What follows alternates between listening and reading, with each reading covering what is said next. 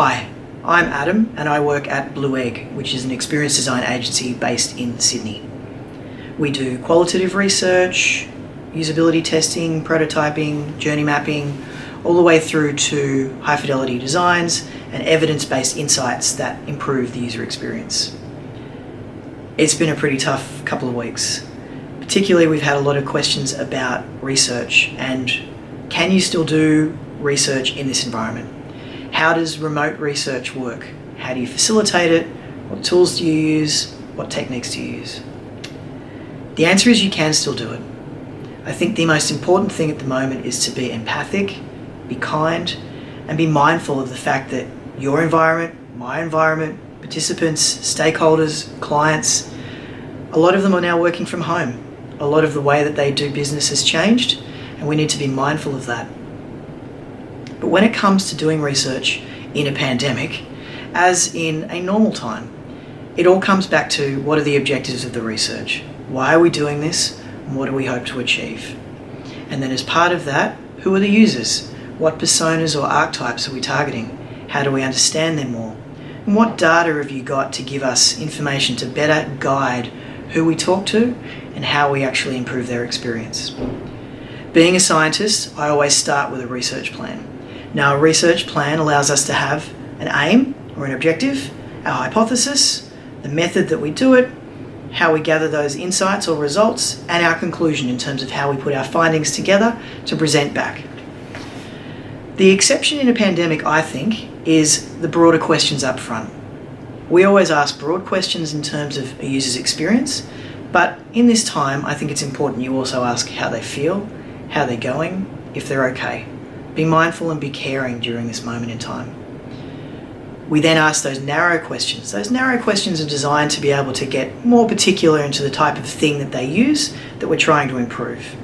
And I always put in usability tasks as well. And they're important because it helps us either, if they're a startup, get responses on concepts. If they're an established business, get feedback or watch them go through a flow or a series of tasks on a current experience to gain insights on how we can improve it. How do we do this in terms of recruitment though? How do we actually recruit people? Well, your own network is always a good start, but try and do that as well as being cognizant of not having any bias. Don't ask your mum. I'm sure my mum would always say, that was great, but ask people that aren't going to be biased when it comes to this position. Make sure those people that you recruit fit the persona or archetype that you've already established right at the beginning. Make sure they are the people that you want to talk to. Otherwise, they're not validated and they dilute the insights that you get at the end.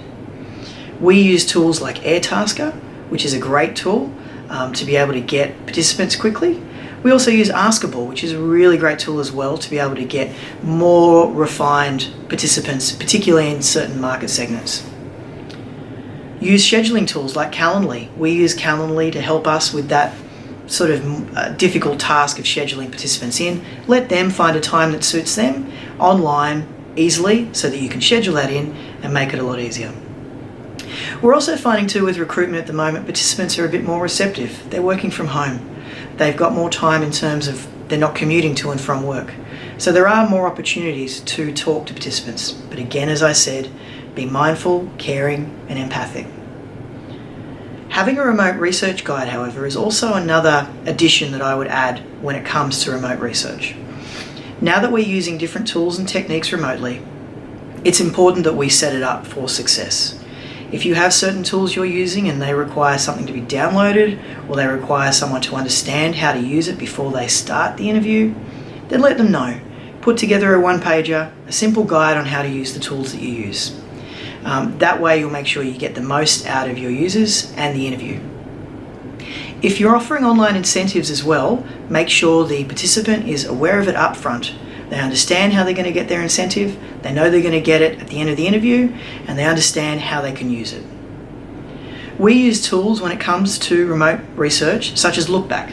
Lookback is great. It allows us to have lots and lots of videos stored in the cloud that we can share with our internal team as well as stakeholders to watch live and to be able to manage screen interactions, to be able to manage phone, desktop, tablet.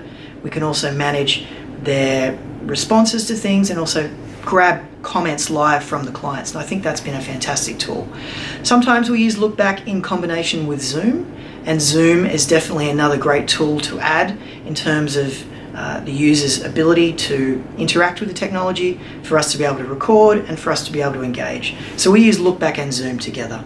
But as I said with that remote research guide, make sure they know how to use Zoom, that they're in the right spot, that they're not kind of all over the screen, that they know if they have to share their screen that the share button's down the bottom. Just make it clear and set it up for success. The more things that you do and the more preparation you do beforehand means that interview and that interview with that participant is going to be set up for success. We also use Otter. Now, Otter is a tool that allows us to just record the audio, and it grabs and makes a transcript of that interview that we can then use later for our insights when we're actually doing our findings. It's really, really useful and saves you a lot of time later, trust me. So if you're doing these research techniques and these interviews solo though, I would ask you to just concentrate on the interview. You're recording it with either Look Back or Zoom or another tool that you're using. You've also got Otter in the background doing the audio. We're getting all the screen capture, we're getting their facial expressions. And because you've got them for a limited period of time and because you're doing it remotely, don't lose the empathy, don't lose the human contact. Our interviews work best when you develop a relationship with the person you're talking to. So hold that relationship, and then after the interview, go back and make some more notes if you feel like you need to.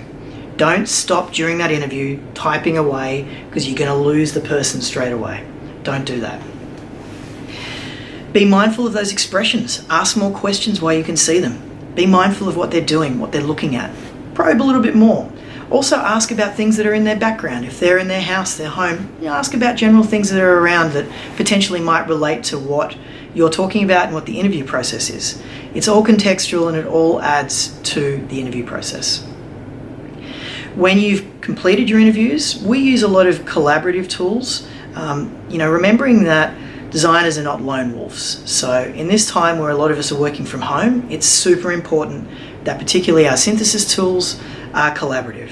We use Dovetail, which is a really collaborative online synthesis tool. It allows us to grab those transcripts that Otter did for us, put them all into Dovetail, and then to do a lot of tagging, grab all our insights, our golden nuggets, and be able to really effectively work across different designers in different locations to be able to identify patterns, provide insights, and provide really tangible outcomes for our clients to improve the experience. It's really important that these are collaborative, that we work together. It's a great tool, really recommend it. If you want to know more, happy for you to get in touch with me. I'm Adam at blueegg.com.au. What I want to remind you is that research can continue. It's just as engaging, just as insightful, just as effective as face-to-face. We just need to do a bit more preparation and you can make it work. But get in touch if I can help you at all. Be kind, wash your hands, and we will adapt to a new way of working. I'll speak to you soon. Cheers.